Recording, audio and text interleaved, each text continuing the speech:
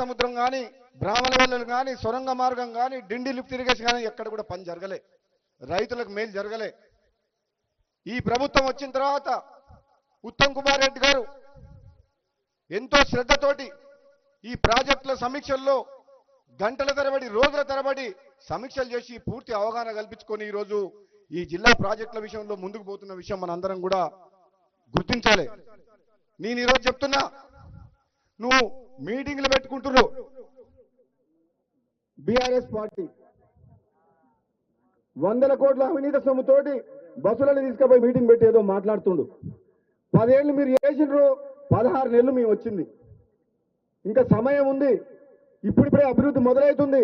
ఆగం చేసిన తెలంగాణని గాడిలో పెట్టే బాధ్యత ఈ కాంగ్రెస్ పార్టీ ముఖ్యమంత్రి రేవంత్ రెడ్డి గారి నాయకత్వంలో మీరందరూ కూడా కష్టపడుతున్నాం.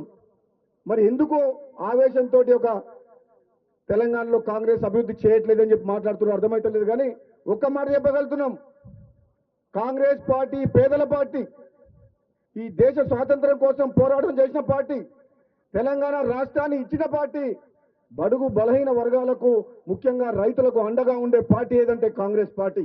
ఈ కాంగ్రెస్ పార్టీ ద్వారానే పేదలకు న్యాయం జరుగుతుంది తప్పితే ఒక కుటుంబ పార్టీ ద్వారా ఎప్పటికి కూడా న్యాయం జరగదు. కాబట్టి సోదరులారా, ఏది ఏమైనా కానీ సోదరులు కోమటిరెడ్డి వెంకటరెడ్డి గారి నాయకత్వంలో, ఉత్తమ్ కుమార్ రెడ్డి గారి నాయకత్వంలో జిల్లాలో వెనుకబడిన అభివృద్ధిని కానీ నిర్లక్ష్యంగా వదిలేసిన ప్రాజెక్టుల విషయంలో కానీ ముందుకు పోయే బాధ్యత మనది. మన అందరం కలిసికట్టుగా ఈ జిల్లాని ప్రతి ఎకరాకు సాగునీరు తీసుకొచ్చే విషయంలో కానీ, పేదలకు అండగా ఉండే విషయంలో కానీ, ఏ అభివృద్ధి విషయంలోనే సరే వెనుకడుగు వేసే ప్రసక్తి లేదు. అంత ముందుకున్న మంత్రి ఉన్నాడు, వాళ్లకు పదవులు ఉన్నాయి కానీ వాళ్ళ ముఖ్యమంత్రి దగ్గర మాట్లాడే ధైర్యం లేదు. మనకున్న మంత్రులు కేవలమే, కానీ ముఖ్యమంత్రి స్థాయి ఉన్న వాళ్ళిద్దరు కూడా, ఉత్తమ్ కుమార్ రెడ్డి గారు కావచ్చు, కోమటిరెడ్డి వెంకటరెడ్డి గారు కావచ్చు, మామూలు నాయకులు కాదు. వెంకటరెడ్డి గారు తెలంగాణ కోసం మంత్రి పదవి త్యాగం చేసినంటే ఈ ప్రజల పట్ల, ఈ నల్లగొండ జిల్లా పట్ల, ఈ తెలంగాణ రాష్ట్రం పట్ల ఎంత కమిట్మెంట్ ఉన్నదో అర్థం చేసుకోవాలి. పదవుల కోసం పాకులాడే వ్యక్తి కాదు కోమటిరెడ్డి వెంకటరెడ్డి. తన పదవినే తృణప్రాయంగా వదిలేసింది. ఆ రోజు తెలంగాణలో పిల్లలు చనిపోతుంటే కోమటిరెడ్డి వెంకటరెడ్డి గారు మంత్రి పదవిని వదిలేసినంటే మామూలు విషయం కాదు. ఎంతో మంది పిల్లలు ప్రాణత్యాగం చేస్తుంటే చూడలేక ఈ తెలంగాణ రాష్ట్రం సాధించాలని చెప్పి 60 ఏళ్ల కల పూర్తి కావాలని చెప్పి ఈ ప్రాంతానికి అన్యాయం జరుగుతుందని చెప్పి తెలంగాణ రాష్ట్రం కోసం పదవి త్యాగం చేసిన వ్యక్తి. ఎవరో ఏదో మాట్లాడుతున్నారు. నిన్న మొన్న రాజకీయాలకు వచ్చిన వాళ్ళు, తెలిసి తెలవని అవగాహన లేని వ్యక్తులు, అది అన్ని మంచి పద్ధతి కాదు. ఒక వ్యక్తి అవతలి వ్యక్తి గురించి తెలుసుకొని వాళ్ళ త్యాగం ఏంది, వాళ్ళ కష్టం ఏంది, మానవత్వంతో మంచితనంతో ఈ ప్రాంతం కోసం ఇన్నేళ్లుగా ఎట్లా కష్టపడుతుందో తెలుసుకొని మాట్లాడదు. కానీ నోరుంది కదా అని చెప్పి సోషల్ మీడియాలో కానీ ఏది పడితే అది పెట్టి కరెక్ట్ కాదు. ముఖ్యంగా సోదరుడు వెంకటరెడ్డి గారు బ్రాహ్మణ వెలువల రిజర్వాయర్ ఈరోజు నీళ్లు వచ్చినాయి, మా మునుగోడుకు వచ్చినాయి నీళ్లు కాలువల ద్వారా. ఎంత సంతోషంగా ఉన్నారంటే ఉత్తమ్ కుమార్ రెడ్డి గారు మంత్రిగా వచ్చిన తర్వాత ఒక్క నిమిషం కూడా అసెంబ్లీలో కానీ బయట కానీ ఒక్క నిమిషం వేస్ట్ చేయకుండా ప్రాజెక్టుల గురించి పాటుపడుతున్న వ్యక్తి. అంటే మీకు కాంగ్రెస్ పార్టీకి మంచి పనులు చేస్తుంటే మీకంటే మీరు చేయలేని పనులు కాంగ్రెస్ పార్టీ ముఖ్యమంత్రి గారు కానీ ఉత్తమ్ కుమార్ రెడ్డి గారు కానీ వెంకటరెడ్డి గారు చేస్తుంటే మీకు మింగుడు పడతలేదు, కడుపు మండుతుంది. నేను చెప్పిన అసెంబ్లీలో కూడా మీకు ఒక్కరికే తెలివి ఉందని అనుకోకండి. మీరు ఒక్కరే పోరాటం చేస్తే తెలంగాణ రాలేదు. తెలంగాణ ఉద్యమంలో సకల జనులు ఉన్నారు, మేము ఉన్నాం. పార్లమెంట్ సభ్యునిగా నేను కొట్లాడినా ఎంతో మంది కొట్లాడితే తెలంగాణ వచ్చింది. మీ యొక్క బీఆర్ఎస్ పార్టీ సొంతం కాదు తెలంగాణ, మీది కుటుంబ పార్టీ, ఇది మాది జాతీయ పార్టీ, పేదల పార్టీ. కాబట్టి సోదరులారా, ఏదో సోషల్ మీడియాలో కానీ అక్కడ కానీ ఏదో మాట్లాడుతున్నారు తప్పితే నిజంగా కాంగ్రెస్ పార్టీ మీద వ్యతిరేకత లేదు. వాళ్ళు క్రియేట్ చేస్తున్నారు. ప్రజలు కేసీఆర్ని కోరుకుంటున్నారంట, నవ్వుతున్నారు ప్రజలు. ఎవరు కోరుకుంటున్నారు? మరి కోరుకుంటే నేను ఫామ్ హౌస్లో ఎందుకు కూర్చోబెట్టిండ్రు? నేను ఎందుకు కోరగొట్టిండ్రు? నువ్వు అసెంబ్లీకి రానివాడివి మీటింగ్లకు వచ్చి బహిరంగ సభలు పెట్టి మాట్లాడుతున్నావు. నువ్వు నిజంగా ఏదైనా మాట్లాడదలుచుకుంటే ప్రధాన ప్రతిపక్ష హోదా ఉన్నావు కదా, ప్రతిపక్ష నాయకుడుగా ప్రజల సమస్యల్ని అసెంబ్లీలో మాట్లాడు. మాకు ఆ సలహాలు ఈ సూచనలు తప్పు చేస్తే మమ్మల్ని అడుగు, మేము చెప్తాం, మీరు మాట్లాడుతూ.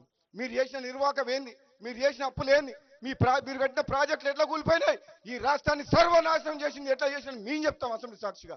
మా ఇరిగేషన్ మినిస్టర్ గారు చెప్పారు, రాష్ట్రంలో ఇరిగేషన్ ప్రాజెక్టుల పరిస్థితి ఏంది, రాష్ట్రంలో ఆర్థిక పరిస్థితి ఏంది, రాష్ట్రంలో కరెంటు పరిస్థితి ఏంది, రాష్ట్రంలో అప్పులు ఎట్లున్నాయి ఉన్నది ఉన్నట్టుగా తెల్ల కాగితం మీద చూపించినాం.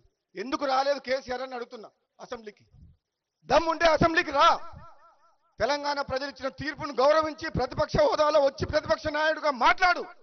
మీ సమాధానం చెప్తావు నువ్వు ఎంత నిర్వాహకం చేసినావు, నువ్వు కుటుంబం ఎట్లా దోచుకున్నావు, వేల కోట్లు లక్షల కోట్ల రూపాయలు ఎట్లా అప్పుల పాలైంది రాష్ట్రం అని చెప్పి మేము చెప్తున్నాం. నువ్వు ఎక్కడో మీటింగ్లు పెట్టుకొని నువ్వు అవినీతి సొమ్ము ఉంది కదా అని చెప్పి జనాన్ని తీసుకొచ్చి మాట్లాడితే కుదరదు. తెలంగాణ ప్రజలు నమ్మరు. 1000 జన్మలు ఎత్తినా మళ్ళీ బీఆర్ఎస్ పార్టీ రాదు. మన జిల్లా మంత్రికి ఏమైనా సోయుందా? వెంకటరెడ్డి గారినా విమర్శించేది? అసలు ఆయనకు ఆత్మగౌరవం ఉందా?